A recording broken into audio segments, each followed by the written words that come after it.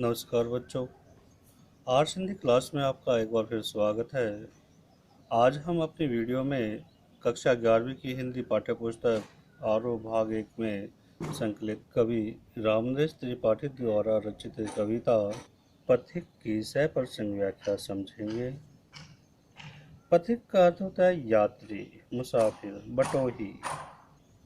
कवि ने प्राकृतिक सौंदर्य से जुड़कर अपने प्रकृति प्रेम को यहाँ पर अभिव्यक्त किया है और उन्होंने कहा है कि प्रकृति का जो प्रेम है वो इतना व्याप्त है, इतना विस्तृत है कि इससे ज़्यादा आनंद और कहीं भी प्राप्त नहीं हो सकता है। कवि रामनरेश त्रिपाठी जी कहते हैं कि प्रतिक्षण नूतन वेश बनाकर रंग बिरंग निराला, रवि के सम्मुख थिरक रही है नभ में वारिद माला। नीचे नील समुद्र मनोहर, ऊपर नील गगन है, घर में बैठ बीच में विचरू यही चाहता मन है। प्रतिक्षण प्रत्येक पल, हर पल। नूतन नया, वेश वेशभूषा का स्वरूप बनाकर, रंग बिरंगा, निराला अद्भुत, अनेक रंगों की और अद्भुत। रवि के सम्मुख, सूर्य के सम्मुख सामने थिरक रही हैं, नाच रही हैं, नभ में आकाश में वारिद माला, बारिश की बूंदें, बारिश की लड़ियाँ। कवि रामनरेश त्रिपाठी कह रहे हैं कि हर पल अपना नया वेशभूषा बनाकर, अपनी नई रूप सज्जा बनाकर, रंग बिरंगे और अद्भुत आकार को धारण करके सूरज के सामने आकाश में पानी की बूंदें नाच रही हैं, थिरक रही हैं, रिमझिम झिमझिम बारिश हो रही है। नीचे नील समुद्र मनोहर, ऊपर नील गगन है, घर में बैठ बीच में विचरो यही चाहता मन है। नीचे नीला समुद्र है और जो क्या है बहुत ही मनोहर, मन को हरने वाला है। ऊपर नील गगन है और ऊपर नीला आकाश है। घन बादल पर बैठकर बीच में विचरूं, समुद्र और आकाश के बीच में विचरूं, घूमूं, यही चाहता मन है, यही मेरा मन चाहता है। मेरा मन करता है कि मैं समुद्र और आकाश के बीच में घूमूं। यहाँ कवि समुद्र के किनारे खड़े होकर प्रकृति के अनुपम सौंदर्य को देख रहे हैं, निहार रहे हैं और उसको देखकर इतने मुग्ध हो गए हैं कि कवि चाहते हैं कि वो लगातार समुद्र और आकाश के बीच में बादलों पर बैठकर घूमते रहें। यहाँ प्रकृति का अनुपम सौंदर्य है। इसके बाद अगला कहते हैं, रत्नाकर गर्जन करता है, मल्यानील बहता है, हरदम यह हौसला हृदय में प्रिय भरा रहता है। इस विशाल विस्तृत महिमा में रत्नाकर के घर के कोने कोने में लहरों पर बैठ फिरूं जी भर के। यहाँ कभी समुद्र के एक कोने को बहुत ही बारीकी से ध्यान से देखने की बात कह रहे हैं। कवि कहते हैं रत्नाकर, रत्नाकर समुद्र गर्जन करता है, घोर गर्जना कर रहा है, उसमें लहरें उठ रही हैं तो उसमें गर्जना हो रही, आवाज हो रही है। मल्य नील बहता है, मल्य पर्वत की ओर से आने वाली जो उसकी चंदन की खुशबू वाली जो शीतल हवाएं हैं वो बह रही है, मल्य पर्वत से सुगंधित हवाएं आ रही हैं। हरदम यह हौसला हृदय में प्रिय भरा रहता है। प्रिय अपनी पत्नी को संबोधित करते हुए कवि कह रहे हैं कि हे प्रिय, मेरे हृदय में हमेशा, हरदम हमेशा यही हौसला भरा रहता है। कौन सा हौसला? कि इस विशाल विस्तृत महिमा में रत्नाकर के घर के, जो विशाल बहुत बड़ा है, विस्तृत, जिसका कोई और छोर नहीं है, महिमा में, जिसकी महिमा बहुत ज़्यादा है। रत्नाकर इस रत्नों के आकार, रत्नों के भंडार समुद्र में के घर में कोने कोने में लहरों पर बैठ फिरूं जी भर के, इसके एक एक कोने को लहरों पर बैठकर जी भर कर देखूं। कवि कहते हैं कि जो ये बहुत बड़ा विस्तृत समुद्र है, जिसकी महिमा दूर दूर तक है, जिसका यश दूर दूर तक है, जिसकी ख्याति दूर दूर तक है, इसके कोने कोने को देखूं और मैं जी भरकर इसका दीदार करूं, इसको निहारूं, इसकी लहरों पर बैठकर इसके एक एक कोने को मैं अच्छी तरह से देखूं। कवि चाहते हैं कि वह समुद्र की लहरों पर बैठकर समुद्र के एक एक कोने को बहुत ही बारीकी से देखें और उसके अंदर जो समुद्र की गहराइयों में जो सौंदर्य छुपा हुआ है उसका भी वो अवलोकन करें। आगे कवि ने सूर्योदय का बहुत ही सुंदर वर्णन यहाँ पर किया है। कवि कहते हैं, निकल रहा है जलनिधि तल पर दिनकर बिंब अधूरा, कमला के कंचन मंदिर का मानो कांत कंगूरा, लाने को निज पुण्य भूमि पर लक्ष्मी की असवारी, रत्नाकर ने निर्मित कर दी स्वर्ण सड़क अति प्यारी। निकल रहा है जल निधि तल से, जल निधि जल का जो भंडार है, समुद्र, समुद्र के एक तल किनारे से निकल रहा है बिंब, बिंब दृश्य परछाई, किसकी? अधूरी परछाई निकल रही है सूर्य की। कमला, कमला होती है लक्ष्मी, लक्ष्मी के कंचन मंदिर का, सोने से बने हुए मंदिर का, मानो कांत कंगूरा, मानो चमकता हुआ गुंबद हो। जब सूर्य निकल रहा है, दिनकर उदय हो रहा है, तो उनका जो उदय होते हुआ जो प्रतिबिंब है, जो परछाई है, वो समुद्र में गिर रही है, और वो अधूरी परछाई इस तरह लग रही है, इस तरह से कांतिमान हो रही है, जैसे धन की लक्ष्मी, सुख समृद्धि की लक्ष्मी देवी जो लक्ष्मी है, उनके सोने से बने हुए मंदिर का चमकता हुआ कलश हो, गुंबद हो, ऊपरी कंगूरा हो। लाने को निज पुण्य भूमि पर लक्ष्मी की असवारी, रत्नाकर ने निर्मित कर दी स्वर्ण सड़क अति प्यारी। और यह ऐसा लग रहा है जैसे इस पुण्य भूमि पर, इस पवित्र भूमि पर लक्ष्मी की असवारी, सवारी को लाने के लिए रत्नाकर, समुद्र ने निर्माण कर दिया स्वर्ण सड़क, सोने से बनी हुई सड़क, अति प्यारी, बहुत अधिक सुंदर।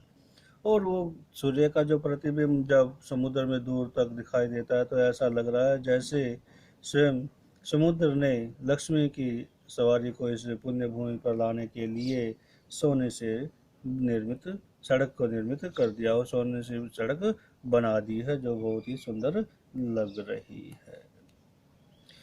बच्चों, आपने सूर्योदय के समय अगर सूर्य का प्रतिबिंब किसी तालाब, पोखर या जहाँ पर पानी इकट्ठा हो, खेत खलिहानों में, वहाँ देखा हो, तो दूर तक उसकी परछाई दिखाई देती है। ऐसा लगता है जैसे सड़क बनाई गई हो, ऐसा लग रहा है जैसे सूर्य से लेकर और जहाँ पानी है उस पानी को में दूर दूर तक सड़क का निर्माण हो रहा हो, ऐसा ही प्रतीत यहाँ पर होता है, और उसी का वर्णन यहाँ पर कवि ने किया है।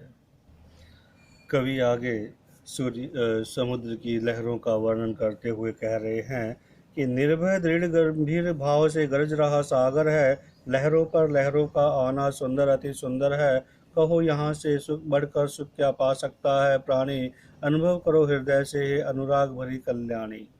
निर्भय, भय से रहित, निडर, दृढ़, अचल, जो स्थिर हो, एक जगह स्थायी हो, गंभीर भाव से, गंभीरता को धारण करके गरज रहा सागर है, सागर गर्जना कर रहा था, सागर में हिलोरें उठ रही हैं, लहरें उठ रही हैं।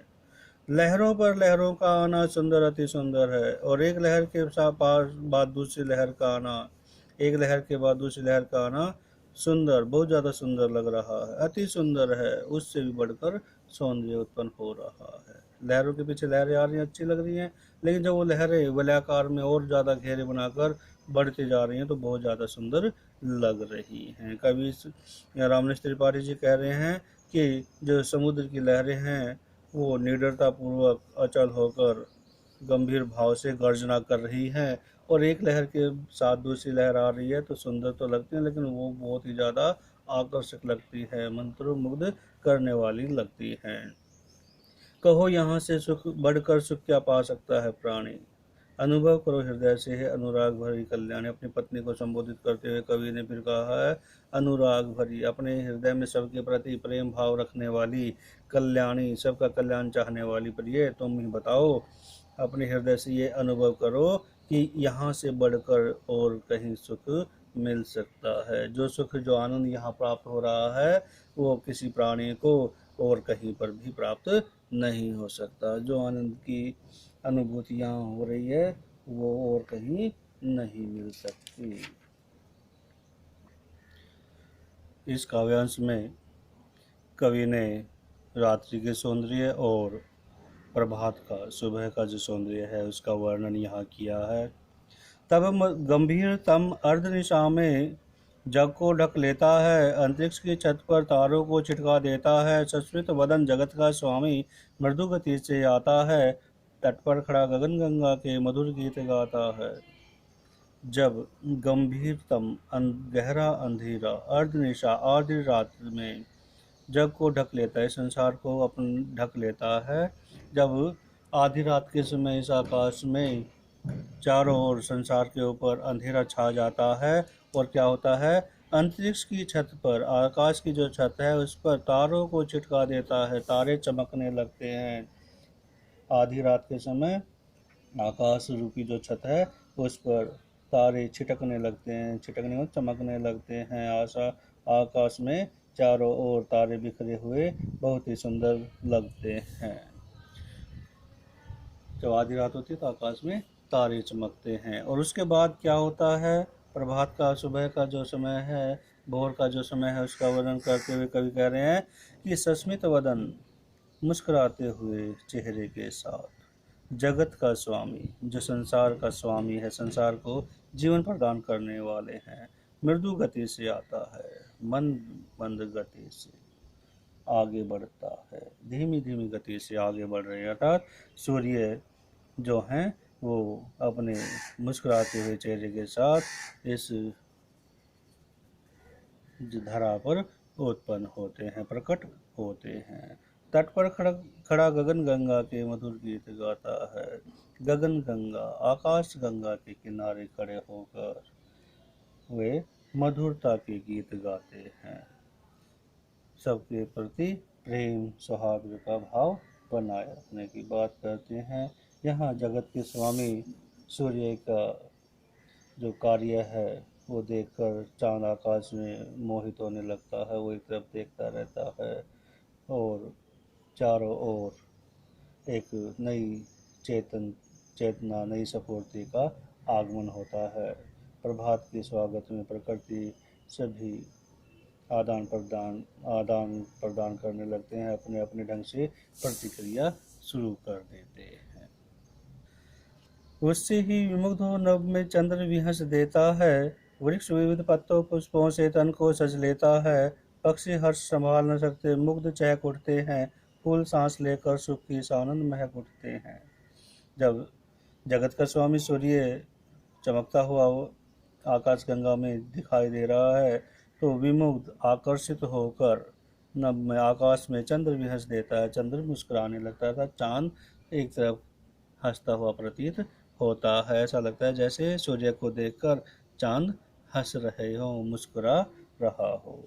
वृक्ष विविध पत्तों पुष्पों से, और जो पेड़ हैं वो अनेक तरह के पत्तों और फूलों से तन को सज लेता है, अपने शरीर को सजा लेते हैं। सुबह होती है तो बहुत से फूल खिलते हैं और कोपले फूटती हैं, किसलई पत्ते निकलते हैं, ऐसा लगता है जैसे पेड़ पौधों ने अपने शरीर को सजा लिया हो। पक्षी हर्ष संभाल न सकते मुग्ध चहक उठते हैं, और पक्षी भी उस परिवर्तन को संभाल नहीं पाते हैं, अपनी खुशी का उनका कोई ठिकाना नहीं होता है, और वो भी उसके प्रति मुग्ध होकर, उसके प्रति आकर्षित होकर, भाव विभोर होकर चहकने लगते हैं, चहचहाट शुरू हो जाती हैं। सुबह सुबह पक्षियों का कलरव बड़ा ही आनंदित लगता है, आनंद देने वाला लगता है, मनोहारी लगता है, और वो सारा सूर्योदय के कारण ही संभव हो पाता है। फूल सांस लेकर सुख की आनंद महक उठते हैं, और फूल जो हैं, जो कलियां थी वो सुबह चटक कर फूल बन जाती हैं, और जब फूल बनते हैं तो वह भी सुख और की आनंद मतलब आनंद पूर्वक सुख पहुंचाने वाली जो महक है वो चारों ओर बिखेरने लगती है। उस महक से सभी को आनंद प्राप्त होता है, सुख की अनुभूति होती है। इस प्रकार यहाँ पर प्रातः का जो स्वागत है वो प्रकृति के प्रत्येक उपमान में, प्रत्येक उपादान में, प्रत्येक तत्व में देखने को मिलता है। सभी में परिवर्तन, सुबह सुबह परिवर्तन दिखाई देता है, वही यहाँ पर कवि ने बताया है। यहाँ कवि ने बताया है कि उन्होंने अपने प्रकृति प्रेम को कहाँ कहाँ देखा है और किस प्रकार से उसको समझने का प्रयास किया है, उसको ग्रहण करने का प्रयास किया है। वन उपवन गिरि सानु कुंज में मेघ बरस पड़ते हैं, मेरा आत्म प्रलय होता है, नैन नीर झड़ते हैं, पढ़ो लहर तट तृण त्रु गिरी, नभ किरण जलद पर प्यारी, लिखी हुई यह मधुर कहानी विश्व मोहन हारी। विश्व मोहन, विश्व को आकर्षित करने वाली, मोहित करने वाली मधुर कहानी, ये जो आनंद देने वाली कहानी है, ये कहाँ कहाँ लिखी हुई है? वन, उपवन, बाग, जंगल, बाग बगीचे, गिरी, पहाड़, सानू, समतल मैदान, कुंज, और जो कुंज हैं, जो पेड़ पौधों की जो लताओं के समूह हैं, उनमें मेघ बरस पड़ते हैं। वे मेघों की बारिश हो रही है, बरसात, आकाश में बादल बरसने लगते हैं, वर्षा की झड़ी लगने लगती है। और वही जो मेघ बरस रहे हैं, कवि के हृदय में भी बरस रहे हैं। वो कैसे? मेरा आत्म प्रलय होता है, नयन नीर झरते हैं। उनका आत्म प्रलय हो रहा है। आत्म प्रलय, जो उनके अंदर की भावनाएं थी, वो प्रलय के रूप में बहती जा रही हैं। वो इतने भाव विभोर हो गए हैं कि उनकी आंखों से नयन नीर झरते, आंखों से नीर पानी झरने लगा है, उनकी आंखों से आंसू बहने लगे हैं। वो प्रकृति के सौंदर्य को देखकर इतने भाव विभोर हो गए हैं कि वो आनंदित होकर रोने लगे हैं, उनकी आंखों से पानी बहने लगा है। पढ़ो लहर तट, और जो इस विश्व को मोहित करने वाली मधुर कहानी है, वो कहाँ कहाँ लिखी हुई है, जिसको हमें पढ़ने के लिए कवि ने कहा है लहर, समुद्र के किनारों पर, लहरों पर, किनारों पर, घास पर, पेड़ों पर, तरु वृक्षों पर, गिरी पहाड़ों पर, नव आकाश में किरण, सूरज की किरणों पर, जलद बादलों पर।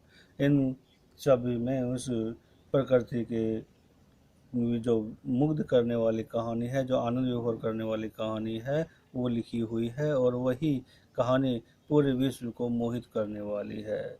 इसलिए उस कहानी को इन सभी उपमानों को समझकर पढ़ना चाहिए, इनको देखकर उसको अनुग्रहित करना चाहिए, उसको ग्रहण करना चाहिए, उसको समझने का प्रयास करना चाहिए। और अंत में कवि ने प्रकृति के प्रति अपने समर्पण की जो भावना है उसको व्यक्त किया है। कवि चाहता है कि वो इस प्रकृति का ही हिस्सा बन जाए, अंश बन जाए, और वो प्रत्येक प्राणी के मुख पर छा जाए, उसको सभी उच्चारण करें, उसको याद करें, उसको समझें। कैसी मधुर मनोहर उज्ज्वल है यह प्रेम कहानी, जी में है अक्षर बन इसके बनूं विश्व की बानी, स्थिर पवित्र आनंद प्रवाहित सदा शांति सुखकर है, आह प्रेम का राज्य परम सुंदर अतिशय सुंदर है। कैसी मधुर मनोहर उज्ज्वल है ये जो प्रकृति प्रेम की जो कहानी है, वो कितनी मधुर है, मीठी है, आनंद देने वाली है, मनोहर, मन को हरने वाली है, उज्ज्वल, स्वच्छ है, निर्मल है। प्रकृति की जो प्रेम कहानी है वो बहुत ही मधुर है, आनंद देने वाली है, मन को हरने वाली है, और स्वच्छ है, सुंदर है। जी में है अक्षर बन इसके बनूं विश्व की वाणी, मेरा जी मन करता है कि मैं इस प्रकृति का अक्षर बन जाऊं, एक हिस्सा बन जाऊं, एक अंश मात्र बन जाऊं, और अंश बनकर प्रत्येक प्राणी की वाणी बन जाऊं, विश्व की वाणी। विश्व की वाणी का मतलब कि विश्व का प्रत्येक प्राणी मुझे याद करे, मुझे मेरा उच्चारण करे। स्थिर पवित्र आनंद प्रवाहित सादा शांति सुखकर है। ये जो प्रकृति का प्रेम है, ये हमेशा स्थायी है, पवित्र, शुद्ध है, आनंद प्रवाहित, आनंद देने वाला है, सदा शांति सुखकर है, हमेशा शांति और सुख प्रदान करने वाला है। आहा प्रेम का राज्य परम सुंदर अतिशय सुंदर है। इस प्रकृति प्रेम का जो राज्य है परम सुंदर, बहुत ज़्यादा सुंदर है, अतिशय सुंदर है, सबसे श्रेष्ठ सुंदरता को धारण किए हुए है। कवि यहाँ कहता है कि जो प्रकृति का प्रेम है वो अलौकिक है, और यह इतना सुंदर है कि इसका वर्णन करना कठिन है। इसे तो सिर्फ अनुभव किया जा सकता है, इसको तो केवल देखा जा सकता है। इस प्रकार यहाँ कवि ने प्रकृति प्रेम को अभिव्यक्त किया है, और आशा है आपको ये कविता समझ में आई होगी। अगली जो हमारी वीडियो होगी उसमें हम इस कविता के अभ्यास संबंधी प्रश्न उत्तर करेंगे, और आगे की जो हमारी कविताएं हैं उनकी 100% व्याख्या समझेंगे। धन्यवाद।